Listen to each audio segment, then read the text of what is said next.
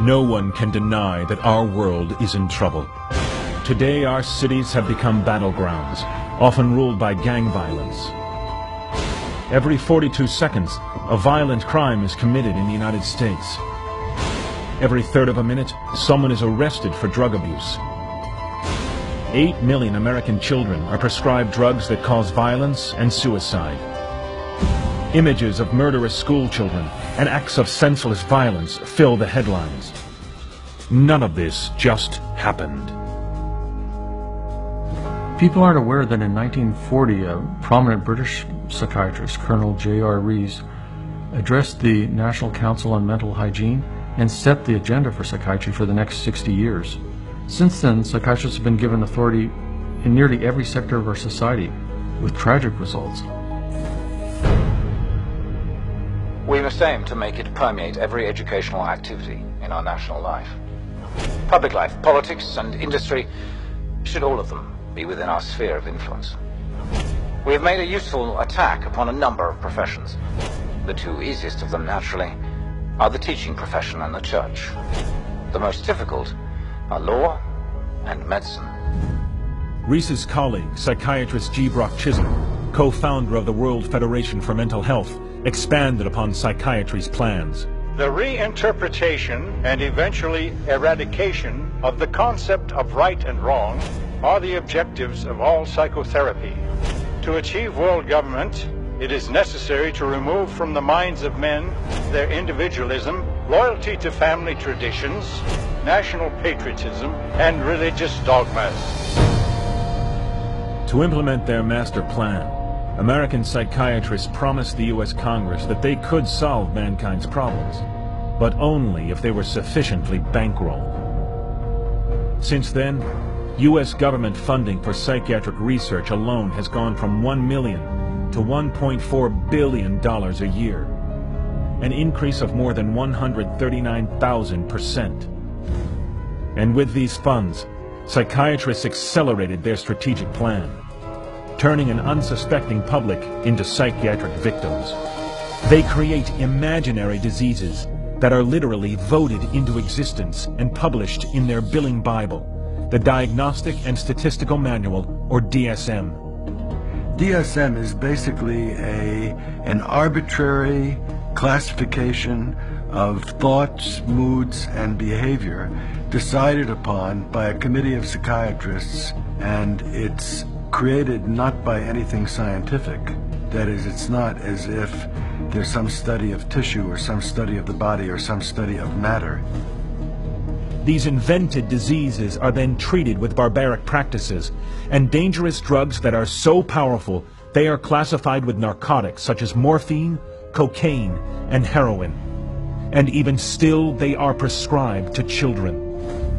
The U.S. government-funded National Institutes of Health assembled a panel of prominent doctors and psychiatrists to explain to the public one of the diseases contained in the DSM, Attention Deficit Hyperactivity Disorder, ADHD. I would like any member of the panel to describe a typical ADHD in terms of symptomatology. Mark, would you like to? Since you see them in your practice.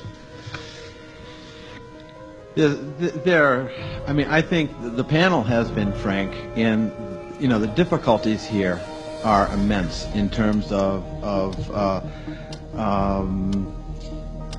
these. It is hard. It's very hard to know how to answer this question. They cannot, even when.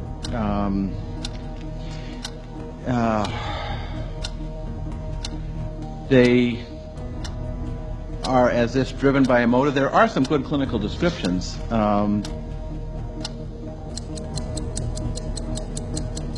I think, I think part of the problem is the profession keeps changing the diagnosis. At this time, we do not have a diagnostic test for ADHD. Therefore, the validity of the disorder continues to be a problem. Psychiatrists receive $21 billion a year, prescribing powerful psychotropic drugs to children for a disease that doesn't exist. It's all a fraud. They spend millions upon millions creating this research and creating this scientific literature to convey the impression to non-scientific medical practitioners that these are brain diseases. Psychiatrists know full well they can't prove there are any mental diseases, as they openly admitted at their annual convention in 2005. Psychiatric illness is not really an illness. How do you evaluate if someone is cured or sick? Cure is certainly something we look forward to. We had no earthly idea how to accomplish. You want to treat them even if you don't really exactly know what causes it. We're not good at causes. We don't know what causes mental illness. But it hasn't stopped psychiatry from taking billions for treatments and drug prescriptions, while they arrogantly peddle their cures with devastating effects on unsuspecting human guinea pigs. Mr. Blount has virtually no signs of his original illness now. The signs that the movements of his mouth are completely side effects of the drugs that he was on for 20 years. Mr. Blount is quite rational. He understands what's going on. Psychiatric health care is big business. Insurance companies pay out $69 billion every year for psychiatric services, doubling the cost of medical insurance premiums. Psychiatry's master plan to infiltrate all sectors of society has become a reality. While psychiatrists are paid $23 billion a year to rehabilitate American prisoners, 2 out of every 3 released convicts return to prison within 3 years.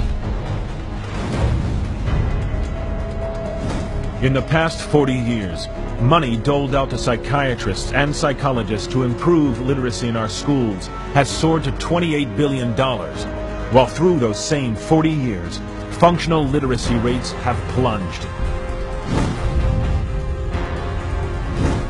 Meanwhile, posing as medical doctors, psychiatrists electroshock 2 million people a year, killing 10,000.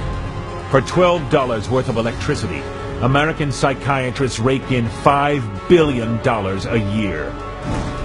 With all their so-called miracle treatments, nearly twice as many Americans have died in government psychiatric hospitals in just the past 4 decades than in all U.S. wars since 1776. So any way you measure it, psychiatry has spelled nothing but ruin. While raking in over $2 trillion every year, they cannot point to a single cure. As unbelievable as all this may seem to you, you are about to learn the facts about psychiatry that psychiatrists would prefer you didn't know. It is because of their influence that society is failing. Something can and must be done about it.